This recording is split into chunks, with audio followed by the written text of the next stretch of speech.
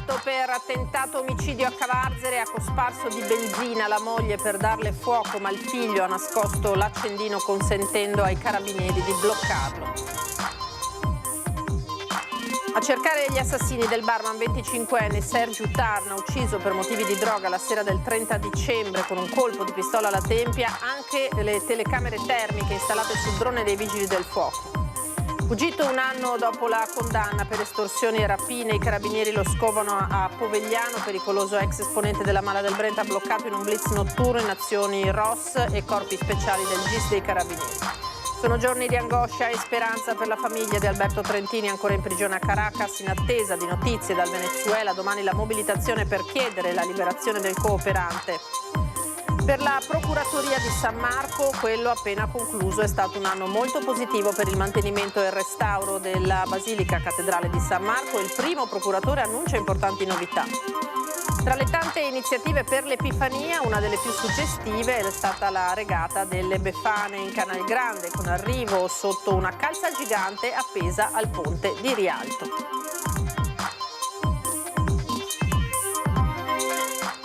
Buonasera, ben trovati in diretta, eccoci con l'edizione di Venezia dei nostri telegiornali e partiamo, lo avete sentito, dalla cronaca e dal tentato femminicidio che si è verificato a Cavarzere il primo giorno dell'anno. Un 43enne ha tentato di dare fuoco alla moglie, non riuscendoci solo grazie all'intervento del figlio. Il 1° gennaio un 43enne di origine albanese residente a Cavarzere ha cosparso il pavimento della cucina di casa e la moglie di liquido infiammabile tentando di darle fuoco al termine di una lite domestica. Solo grazie all'intervento del figlio minorenne quel gesto non si è trasformato nell'ennesimo femminicidio. L'allarme del minore che, approfittando di un momento di distrazione del padre, è riuscito a sottrargli l'accendino e a prendere tempo fino all'arrivo dei carabinieri, è scattato attraverso la centrale operativa che ha inviato i militari nell'abitazione. Secondo quanto ricostruito, il 43enne in evidente stato di agitazione avrebbe prima minacciato di morte la donna, poi cosparso col liquido infiammabile sia gli abiti che lei indossava sia il pavimento della cucina, non riuscendo nel suo intento grazie al ragazzo. Secondo quanto accertato dai carabinieri, non era la prima volta che il 43enne si rendeva protagonista di episodi di violenza nei confronti della compagna. In precedenza, però, non erano mai state sporte denunce. Una volta giunti sul posto, i carabinieri hanno arrestato il 43enne con l'accusa di tentato omicidio e su disposizione dell'autorità giudiziaria trasferito presso la casa circondariale di Santa Maria Maggiore a Venezia.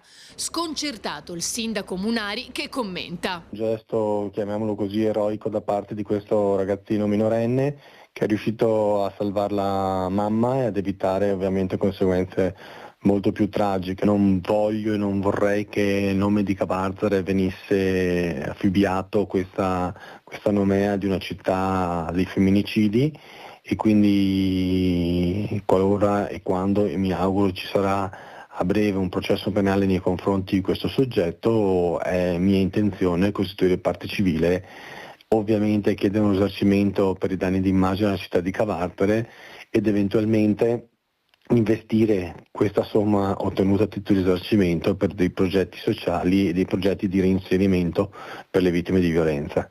Il comune di Cavarzere negli ultimi anni si è fatto promotore di una cultura che contrasta e previene la violenza di genere dopo la morte a bastonate di Mayla Beccarello, uccisa 7 anni fa a 37 anni dal marito. Da quel momento ancora di più come amministratori ci siamo sensibilizzati per cercare di monitorare sempre con più attenzione sul nostro territorio queste situazioni potenzialmente drammatiche e mettere in atto tutte quelle che sono le procedure di prevenzione a partire dallo sportello antiviolenza dedicato appunto a Mayla e che vuole essere il supporto il primo fronte per dare voce e aiuto a queste donne che sono sottoposte a queste miserabili forme di violenza. Questa volta non è andata male come la precedente, però comunque lascia sempre il segno questa tragica violenza contro le donne.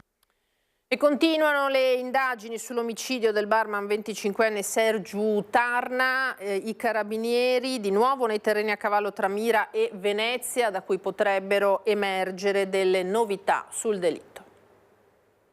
A cercare gli assassini del barman 25enne Sergiu Tarna, ucciso per motivi di droga la sera del 30 dicembre scorso con un colpo di pistola alla tempia, ora ci sono anche le telecamere termiche installate sul drone dei vigili del fuoco. Un apparecchio specializzato che di solito si utilizza per trovare i dispersi in montagna o i feriti incastrati o sepolti tra le macerie. 6 ore di sorvolo tra i campi fangosi scandagliati fino all'alba per trovare indizi. Lunedì sera i carabinieri si sono precipitati tra i terreni coltivati tra Mira e Venezia, poi è partita la ricerca con i droni. Difficile capire cosa abbia fatto scattare i militari, ma con tutta probabilità il cerchio si sta stringendo, mentre i carabinieri continuano a ricostruire le ultime ore di vita del ragazzo. Si cercano anche le immagini delle telecamere mestrine che potrebbero aver registrato l'incontro tra il 25enne e i suoi assassini, immagini da incrociare con quelle di Malcontenta. Fuggito un anno dopo la condanna per estorsioni e rapine, i carabinieri lo scovano a Povegliano, pericoloso ex esponente della Mala del Brenta, bloccato in un blitz notturno in azione il ROS e i corpi speciali del GIS. Sono arrivata e mi sono trovata tutte queste pattuglie dei carabinieri con tutte le porte e finestre tutte fatte saltare, e lui l'hanno arrestato, probabilmente lui è arrivato qua di notte o non so quando, e l'hanno portato via, ma sembrava veramente un assalto da guerra. Via Croce a Sant'Andrà, in azione nella notte insieme ai carabinieri di Treviso e Montebelluna, gli uomini del gruppo di intervento speciale di Livorno e quelli del ROS di Padova per la cattura di Ivan Giantin, 53 anni, il pregiudicato vicentino collegato alla Mala del Brenta, su cui pendeva un ordine di esecuzione pena emesso dalla Procura Generale presso la Corte d'Appello di Venezia. Giantin deve espiare una condanna definitiva a 3 anni e 6 mesi di reclusione per associazione a delinquere finalizzata alle estorsioni e alle rapine commesse tra il 2018 e il 2021 nelle province di Venezia, Verona e Padova. Ma trattandosi di un soggetto di elevato spessore criminale, è stato messo in campo un massiccio dispositivo che ha trasformato l'abitazione del 53enne in uno scenario di guerra, come ci hanno detto i residenti, messi in allarme dalla doppia esplosione provocata per aprire sia il portone al piano terra che la porta del terrazzino, così da entrare rapidamente in casa. Mio marito l'ha sentito il colpo e diverse persone qua, io ho sentito anche stamattina una signora mi ha detto ho sentito un gran colpo. Ho sentito altre persone che hanno detto sì che è stato un botto. Un botto e anche la Maito Bertilla e anche spari.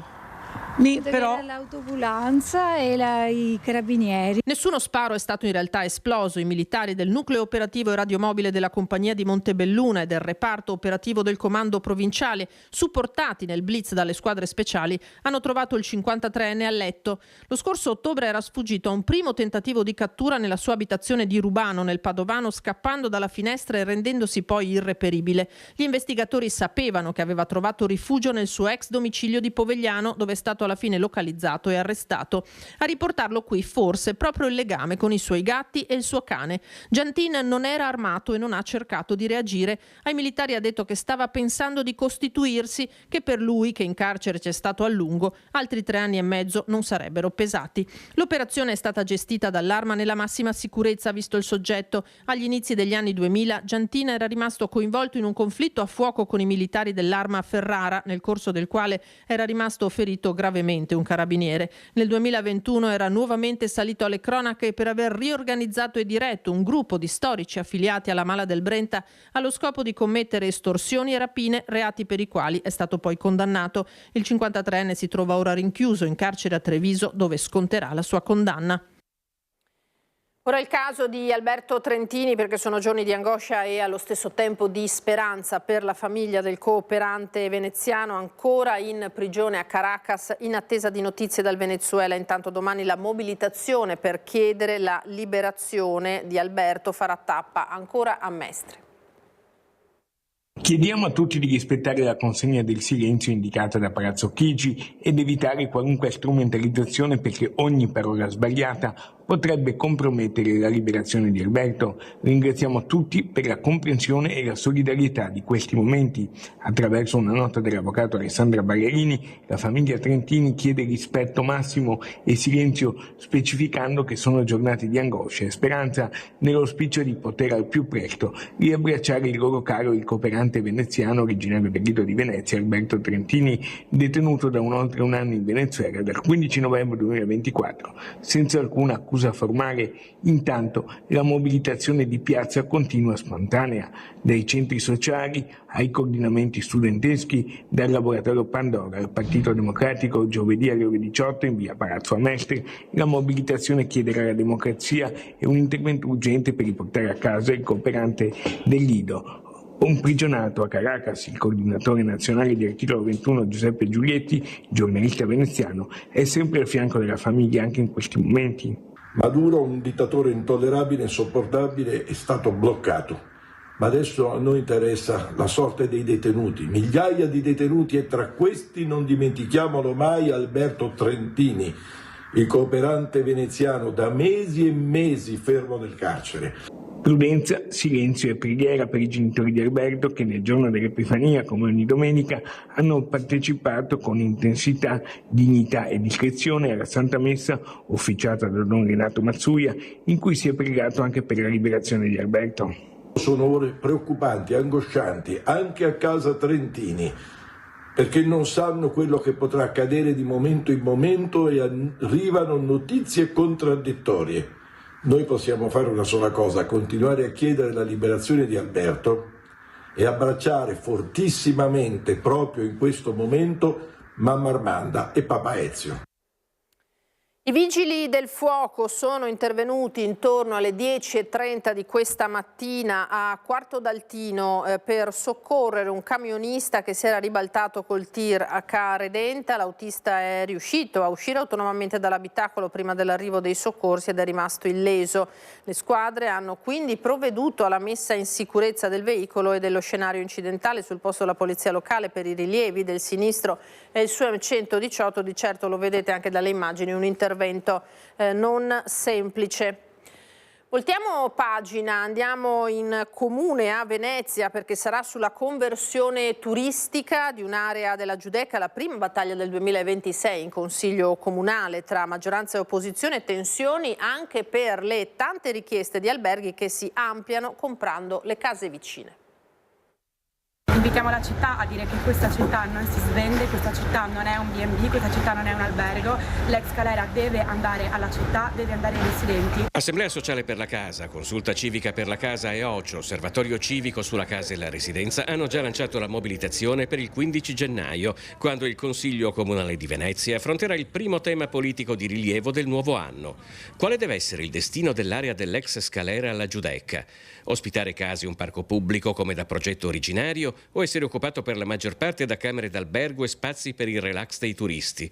La differenza tra i due progetti è stata illustrata dagli attivisti di OCCIO. La parte verde dovrebbe essere spazio pubblico, mentre quello arancione potrebbe rimanere al privato. Nel progetto vediamo come sostanzialmente passi tutto, in larga parte, al privato.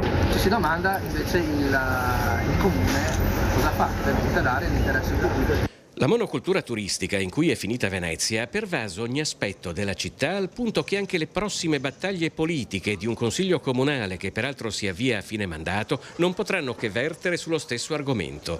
La divisione tra chi definisce di rigenerazione i progetti d'apertura di nuovi alberghi o l'ampliamento dei vecchi e chi invece ricorda che sul territorio comunale del capoluogo di Regione del Veneto sono già attivi più di 80.000 posti letto turistici. Vediamo che non sia possibile accettare sempre che interventi di rigenerazione urbana che vengono proposti in città siano solo quelli legati al tema del turismo, solo quelli legati alla ricettività come giustificazione, come motivazione che porta a una sostenibilità economica. Nell'anno delle elezioni comunali la Fondazione Pellicani rilancia le 100 idee per Venezia, stilate in 2 anni di studi da vari gruppi di cittadini addetti ai lavori per provare a risolvere i problemi della città. politica deve essere appunto fatto di analisi, di proposte concrete per migliorare, no, il contesto in cui si vive, per migliorare la vita dei cittadini. E adesso che ci avviciniamo agli appuntamenti elettorali, questo diventa un vademecum, uno strumento di lavoro credo molto importante. Col 2026 è iniziato il conto alla rovescia. A primavera il Comune di Venezia sarà chiamato alle urne per il rinnovo del sindaco e del Consiglio Comunale.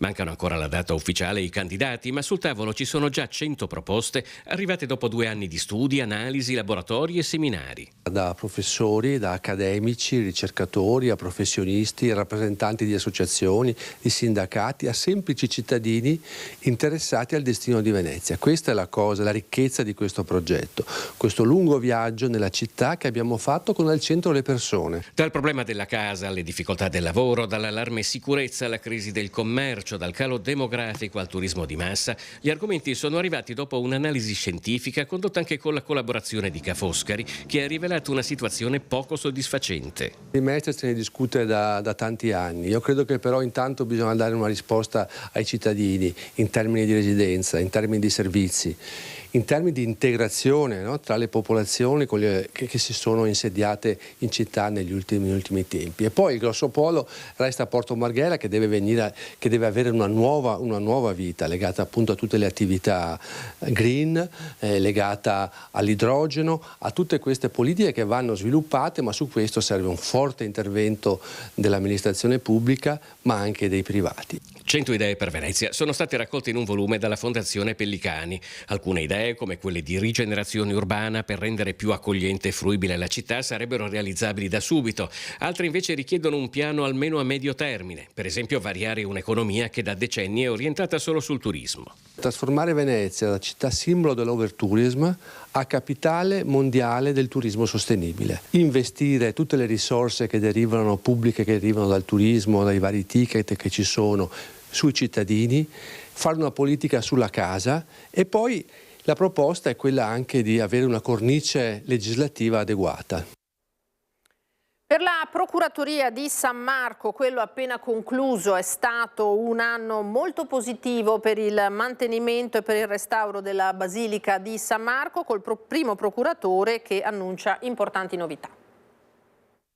Una quindicina di cantieri portati già a termine per restauri di vario tipo, nuovi spazi ripristinati, aperti al culto e alla visita, ma anche il potenziamento dell'illuminazione del campanile di San Marco e la facciata della Basilica Cattedrale dopo anni finalmente libera dalle impalcature. Sono alcuni degli obiettivi raggiunti brillantemente dalla Procuratoria di San Marco per il miglioramento e la custodia della Basilica Cattedrale di San Marco a Venezia.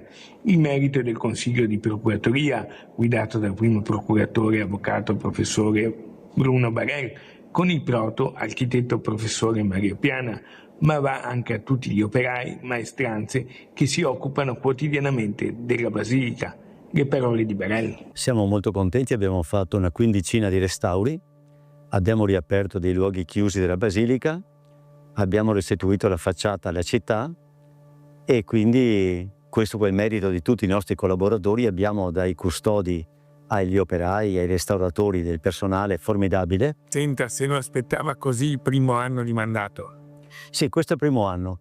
Abbiamo preso le misure, abbiamo provato a partire in quarta, adesso passeremo in quinta per il secondo anno. Tante le nuove attività per quest'anno 2026 che si affacciano all'orizzonte, dal restauro dello spazio di San Basso alla sicurezza dell'area marciana, monitorata 24 ore su 24 in un apposito spazio. Di creare una piccola centrale di controllo. Una delle cose che vogliamo fare è garantire la sicurezza. La garantiamo già, ma siccome è un tema che riguarda tutto l'isolato e quindi anche il Palazzo Ducale, riguarda la Basilica e i palazzi circostanti, abbiamo pensato di creare una centrale di sicurezza per tutto l'ambito marciano. Presidiamo fisicamente 24 ore al giorno, 7 giorni alla settimana tutta quest'area. Ora andiamo a vedere insieme una delle più suggestive iniziative per l'Epifania a Venezia, vale a dire la regata delle Befane. Quest'anno i partecipanti alla 45esima edizione della Regata delle Befane hanno dovuto affrontare condizioni meteorologiche piuttosto rigide, ma ci vuole davvero altro per fermare una tradizione che si rinnova ininterrotta dal 1979. E anche questa volta 5 befane a bordo di mascarete colorate si sono sfidate a colpi di remo tra scialli e mantelle, precedute dal corteo di imbarcazioni societarie che, trasportando la grande calza poi issata sul ponte di Rialto, le hanno scortate dai magazzini del Sale, dove ha sede la Reale Società Canottieri Bucintoro, fino al campo di gara. Partenza davanti al Palazzo della Banca d'Italia con Rialto alle spalle, giro del paletto all'imbocco del Rio di San Polo e ritorno con arrivo sotto il ponte. Il campione in carica Riccardo Romanelli ha tagliato per primo il traguardo sulla sua mascaretta celeste. Intanto, e anche qui come da tradizione, i vigili del fuoco del Comando di Venezia consegnavano le calze della Befana ai piccoli pazienti dei reparti di pediatria degli ospedali della città metropolitana. Chioggia, Milano, Venezia, San Donà di Piave e Portogruaro, oltre all'ospedale dell'Angelo di Mestre, dove hanno fatto visita anche ai reparti nido e patologia neonatale. Su queste immagini noi ci fermiamo, grazie per averci seguito. Adesso come sempre le previsioni del tempo, a seguire l'edizione di Treviso. Una buona serata, arrivederci.